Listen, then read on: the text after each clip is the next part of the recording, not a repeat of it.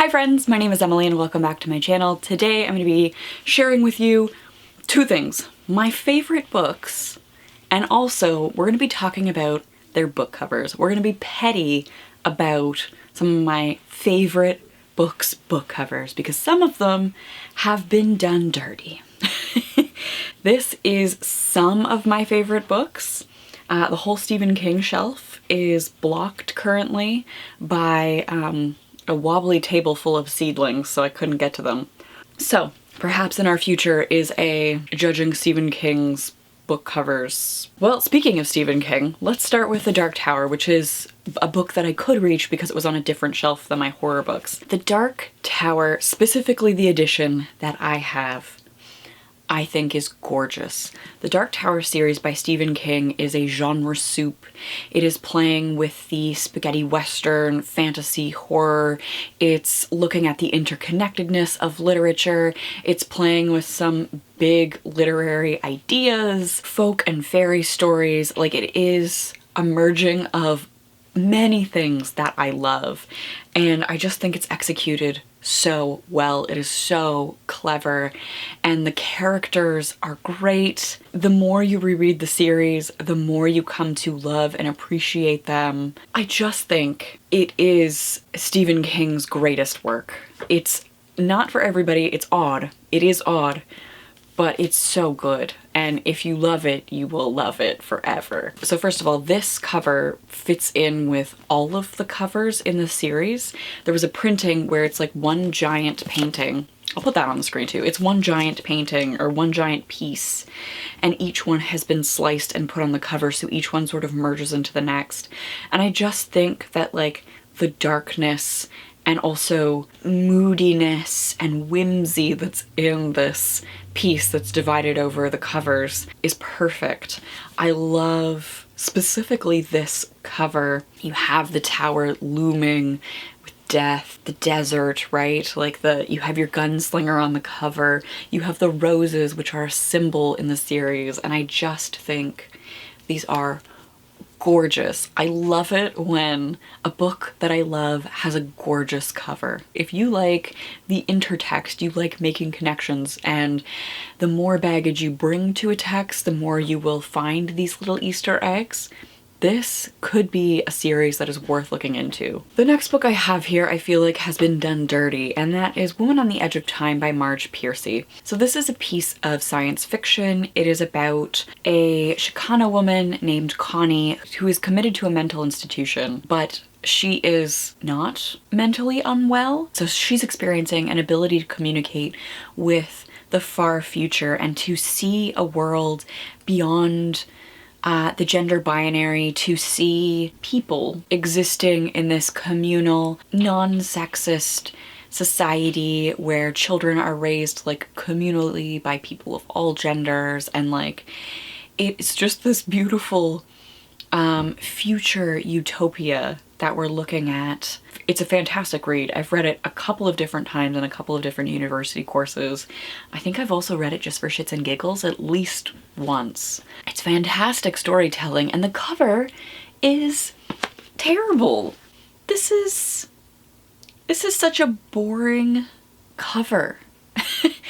I would love for this to be released with a cover that just captures like more of like the whimsy and possibility of a utopia.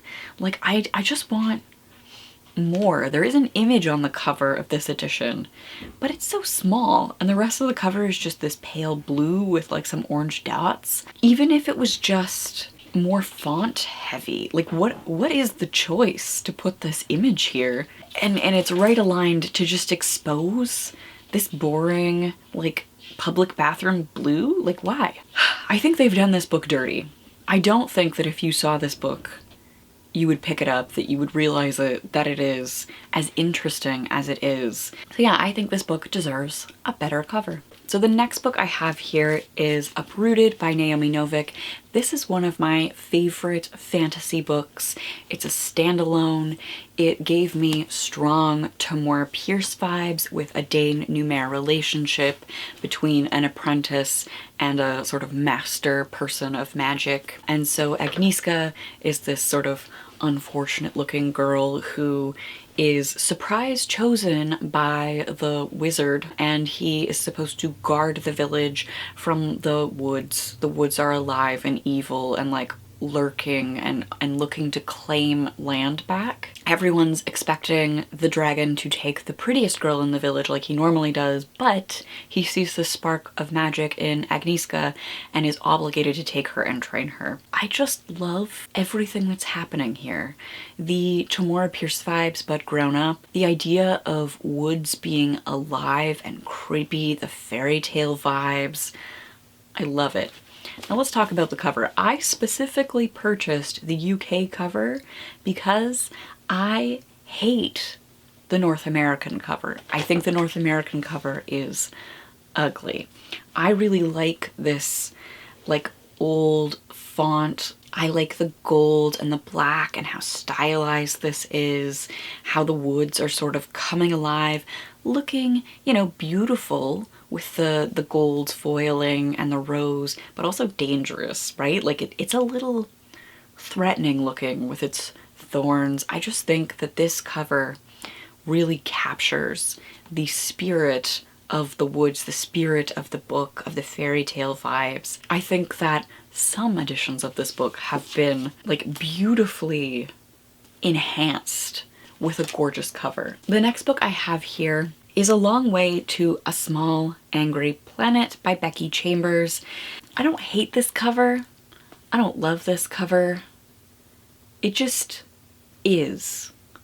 Like, I think you get that it's like a space book because of how much like stars and stuff are on it. It definitely deviates from your like mass market sci-fi covers. If you know, you know. Like when you're in the sci-fi section, it tells you that this is something different, that while this may be sci-fi, it is not screaming like genre sci-fi at you, that it's something softer, I think. It's very much communicating to somebody walking through the sci-fi section of a bookstore like, hey, I'm sci-fi, look at all the space on the cover. But also I'm not that kind of sci-fi. I mean, it's not super to my taste, but I think it is doing what it sets out to do. So basically this is like more feminist Star Trek. If you think about how groundbreaking Star Trek was in like the 90s, like I'm a TNG fan. Men in skirts in like some of the early TNG episodes. Whoopi Goldberg being like a main character, a black woman as a main character, like an important character on Star Trek. Geordie LaForge being blind and black and in a main role on Star Trek. The feminist, intersectional feminism of early Star Trek, where it was at the time. Make it more intersectional, make it more up to date, and you've got that here. We have a crew of people who are very diverse, and they have like this external mission that's really not important to me. It's the relationships of the crew members that are what is so compelling about this story. So if you like Star Trek, if you like soft sci-fi, if you like character-focused books, Becky Chambers is just like a warm hug. It is, it is so good. This came along exactly when I needed it, and I cannot recommend it enough. I know these are very hyped, but I do think that they're worth it. And I mean, I think the cover is doing exactly what it needs to do to communicate to the right audience in ways that, like, this I think is a fail. Like, who's gonna pick this up? This is soft science fiction, feminist science fiction. This looks like it's a mistake if you find it in the sci-fi section. Let's briefly dip into children's literature and talk about one of the first books that I ever remember rereading. I read this over and over again as a young reader. This was one of the first books that I stayed up all night to finish. Like, I stayed up way past my bedtime with a reading light, like secretly reading this. And that is Island of the Blue Dolphins by Scott Odell. This is about a woman who is living alone on an island. Editing Emily here. So in looking for book covers for Island of the Blue Dolphins, I realized that this is actually based on a true story of the lone woman of San Nicolas Island, in which a Nicolino native Californian lived alone for 18 years on San Nicolas Island. And so this is actually a white man writing an indigenous woman's story. It's a book that actually has a lot of scholarship on it because of this. So scholars agree that Island of the Blue Dolphins has both challenged and reproduced harmful stereotype of Native peoples that has been propagated by past publications. And so now I'm curious to read this as an adult with adult eyes. But also, do you think the woman on this cover looks non-white? I mean, there's a flaw right there if we want to talk about cover design, that this is a very white-passing Native person's story.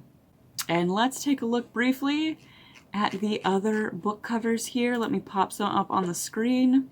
Okay, so if we look at these covers, some of them are much more explicitly of a Native person, I would say. Some really leaning into the stereotype of what a Native person might look like. Cover that I have very much, you perhaps would not know that this person is Native. Now, if we go to Indigo, because this is just my reference for what is for sale, and let's see what is the cover that is currently available to buy. So the one that I see in stock definitely has somebody who we would read as perhaps Indigenous, buying into some of the stereotypes of indigeneity.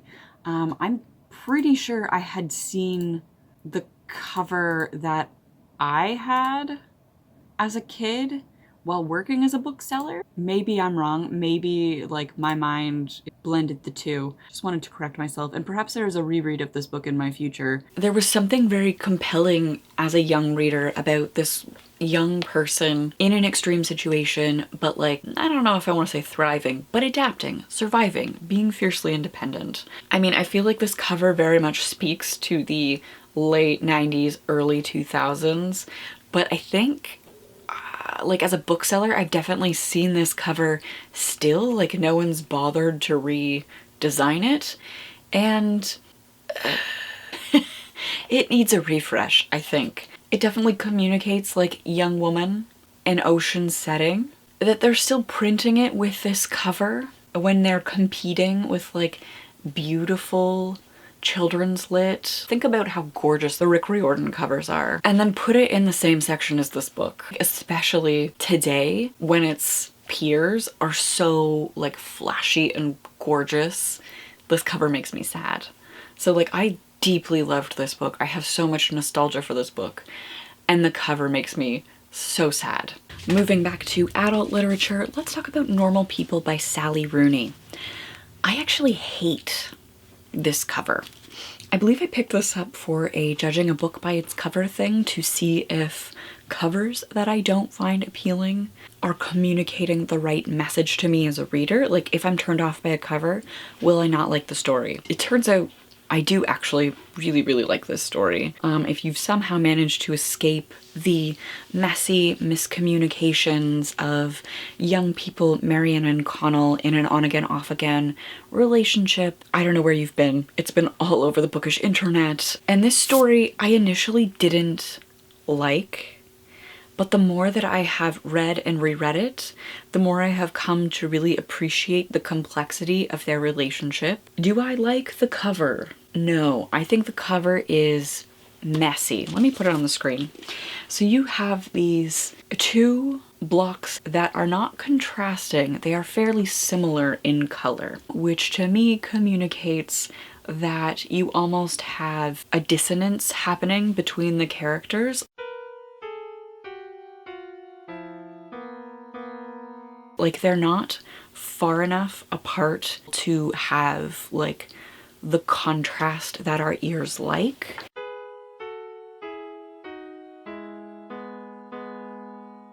They are in fact two notes side by side on on a scale or on the piano, and they create that sort of uncomfortable dissonance that we don't really like. And on top of that, you have these white lines that then clutter the black text, the black bold text. Well, I think the cover design is actually doing an excellent job of communicating the story, the characters, the messiness that we are going to get here, that we should expect here. I don't like it. I don't like this visual clutter. Would I recommend you check this out? Yes. Yes, I would. If you like complicated relationships, stories about young people, and like the failure to communicate, that sort of like messiness, I think this is a great story. Let's talk about a classic children's literature cover that has in my entire life remained unchanged, and I don't think I've ever seen them reprint any version of this book. Maybe a movie picture, like a movie cover of this book, but this cover is just so classic. It's still printed this way. And that is Charlotte's Web. As a child, I had to read this so many times that I came to resent this. So I switched schools. It was the grade 3 book at one elementary school. It was the grade 4 book at another elementary school, and then I ended up in a grade 4-5 split, and they decided to make it the grade 5 book, so anybody who was in the grade 4 class and then was in the grade 4-5 split got to reread it. So I read this so many times, and then it came up on a children's literature course when I was in university, and this is actually, I think, one of 2 books that I did not read in my entire undergrad. I had a heavy reading load in my undergrad. I sort of pride myself on having read all of the things. I know a lot of people are like, undergrad is about triaging, it's about deciding what to read and when to read it. I actually read everything except for 2 books, and this is one of them. This was the book assigned the week my Oma passed away, and I was shocked and depressed and said, fuck it. I'm familiar enough with the story, I don't need to read this. And then I reread it for a book club and fell in love with it. Many years later, reading it casually, reading it for fun with a group of adults to talk about this, the themes here are brilliant. They stand up. This is such a teachable text to like adults in a university course, adults in like a book club setting, but also kids.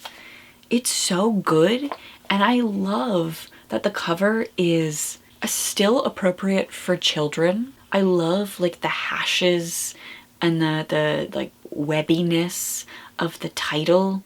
I love that we get a really good sense of what this is about from the cover. We've got the animals, we've got Fern, we've got Wilbur, we've got Charlotte. Like, there's nothing that I would change about this, and it's still appealing, like in ways that this cover is just like a meh, we stuck a girl on a cover, whatever. This still communicates so much of what this book is, the sort of like old-timiness of it as well. Like, I think that a kid picking it up today will be like, oh, these illustrations don't look like a Rick Riordan imprint text. And this text is older, so like you're getting that classic sense without it being like, it's the early aughts, what the fuck were we doing? I think it still has appeal on the shelf, if that makes sense. Let's talk about my favorite children's author, like the books that shaped me the most as a reader, Tamora Pierce, who I feel like has continuously been done dirty with the covers. So let's talk about my childhood copies. I like the late 90s, early 2000s aesthetic for fantasy books. I think there is a visual history of like soft illustrations for fantasy books that this fits into.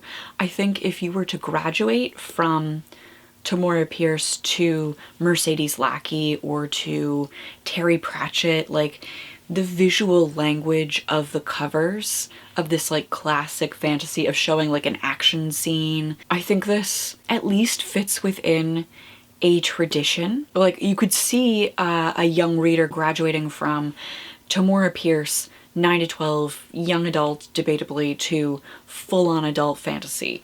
And like that visual, like soft illustrations translates. So I think that this at least has like a precedent for why you would do this. But then in The later 2000s, we had that whole era of like headless ladies being a thing. And so the Protector of the Small series went through a rebrand where you have headless ladies that tell you then nothing about the books, that really fail to communicate what the story is about, but also like just fail in terms of the themes of the stories. Like, these are feminist fantasy texts. What does it say that you have chopped up women on your feminist fantasy cover? We couldn't even put the whole lady. We couldn't have her head. We couldn't have her face, the part of her that like thinks and speaks. No, we have like chopped up serial killer-esque pieces of women on the covers. Gross. I hate it. Then it gets even dirtier. Late 2010s, early 2020s. You have like this hyper stylized, again, chopped up ladies. Like, I thought we were over the headless ladies, but no, they came back. Not only did they come back, but not in like the beautiful, illustrated, symbolic version that we get. It doesn't come back in a heavily illustrated way. It comes back in like a weird Photoshop, a composite way that also still incorporates chopped up ladies. Like, I feel like every reprinting of the Tamora Pierce books just gets worse. And these are some of my favorite books. They're about young women in fantasy literature doing badass things, challenging the status quo, subverting fantasy tropes, subverting expectations not only in the world but in the genre, and the covers get shittier and shittier. Do you agree with me? Do you think that some of these covers are just atrocious? Do you love some of these covers? Does your favorite book have a good cover that you think not only is like marketable or like speaking to the reader in some way, but communicating the story? Is it drawing in the right reader? I would love to know your thought on cover design in the comments down below. And if you think I'm wrong about any of these, if you think that these are beautiful covers, fight me. Before we go, we have to thank my patrons who make videos like this possible. Currently, we are reading Firestarter in May. It is a patron exclusive. If you want in on the Red Rum Book Club, which is a patron exclusive book club, I will leave a link to the Patreon page in the description box down below. If you are interested in a free book club, we will be meeting in June to talk about Follow Me to Ground by Sue Rainsford. Thank you to everyone for watching. If you liked what you saw here today, be sure to give it a like, consider subscribing. That would be cool. I hope you are all doing well, that you are staying safe, and I will see you soon with another video. Bye!